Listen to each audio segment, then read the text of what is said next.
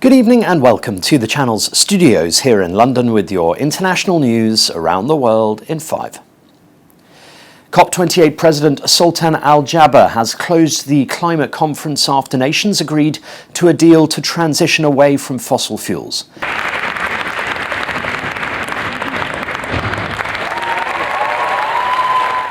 The deal doesn't contain the words phasing out fossil fuels as many had hoped, but it is a landmark agreement nonetheless, marking the first time in 3 decades of COP climate summits that nations have agreed on a concerted move away from oil, gas and coal, which account for about 80% of global energy. The future role of fossil fuels has by far been the most contentious issue at the 2-week COP28 summit in Dubai. We have confronted realities and we have set the world in the right direction. We have given it a robust action plan to keep 1.5 within reach. It is a plan that is led by the science. It is a balanced plan that tackles emissions, bridges the gap on adaptation, reimagines global finance, and delivers on loss and damage. The United Nations refugee chief has warned that the Gaza conflict could spur more displacement in the region as various bodies meet to seek solutions to the growing crisis. An overnight storm has worsened conditions for hundreds of thousands of Palestinians who have fled their homes. Many are in makeshift shelters or sleeping rough. Fighting from Israel's bombardment of Gaza since the October 7th attack by Hamas gunmen has internally displaced 85% of the Palestinian enclave's population. A record 114 million people around the world have been driven from their homes, including about 40 million refugees fleeing dozens of active conflicts. The events that have occurred in Israel and Gaza since the 7th of October are outside the mandate of UNHCR. Tragically, however, we foresee more civilian deaths and suffering, and also further displacement that threatens the region.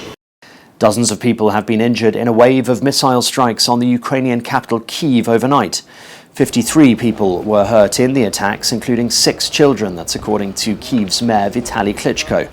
Kindergarten and hospital buildings were reportedly damaged by debris, as authorities said 10 Russian ballistic missiles had been shot down. Wednesday's attack on Kyiv began at around 3 a.m., the 3rd Russian missile strike on the capital in the past week.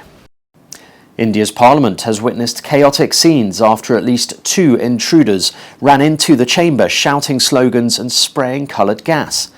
Lawmakers said the 2 men jumped into the well of the house from the visitors' gallery. Images show MPs and security officials trying to catch one of the intruders, who is seen jumping from table to table. The security breach occurred on the 22nd anniversary of a deadly militant attack on India's parliament. Reports say the men were overpowered by security officials and taken away. The High Court in Uganda's capital Kampala has sentenced a 25-year-old serial killer to 105 years in prison. Musa Musazizi was sentenced on Wednesday after pleading guilty to the murder of 3 women, said to be his girlfriends, and a 3-month-old girl who was the child of one of his victims. He reportedly pursued romantic relationships with the women before sexually assaulting and killing them, then burning and disposing of their bodies. Musazizi had been arrested in March 2021 on suspicion of killing 5 women and an infant. And Tesla is recalling more than 2 million cars after the US regulator found its driver assistance system, Autopilot, was partly defective. It follows a 2-year investigation into crashes at the firm owned by billionaire Elon Musk, which occurred when Autopilot was in use. The recall applies to almost every Tesla sold in the US since the Autopilot feature was launched in 2015. Tesla said it would send a software update over the air to fix the issue.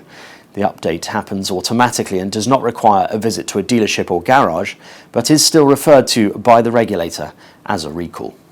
And that's your international news around the world in 5. Now back to the channel's studios in Lagos.